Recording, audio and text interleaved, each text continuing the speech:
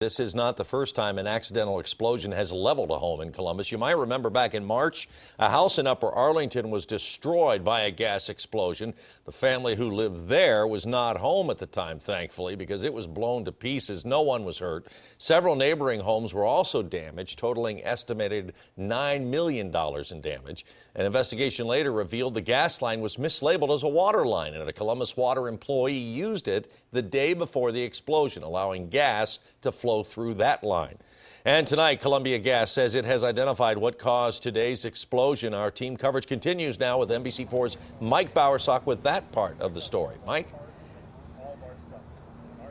Good evening, Cabot. Night has fallen here at the scene of this explosion, and while there is no definitive cause, the preliminary investigation shows that it likely was a gas.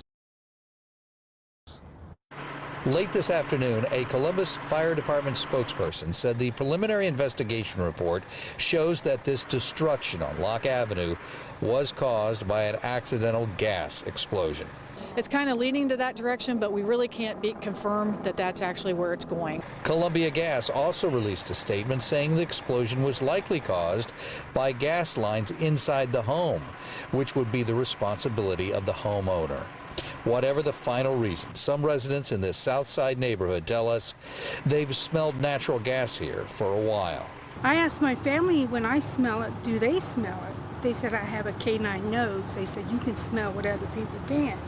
So they said if you're smelling it, then it's here. The Public Utilities Commission of Ohio tells us today that pipeline operators like Columbia Gas are required to inspect their lines every 2 years, and their inspection record.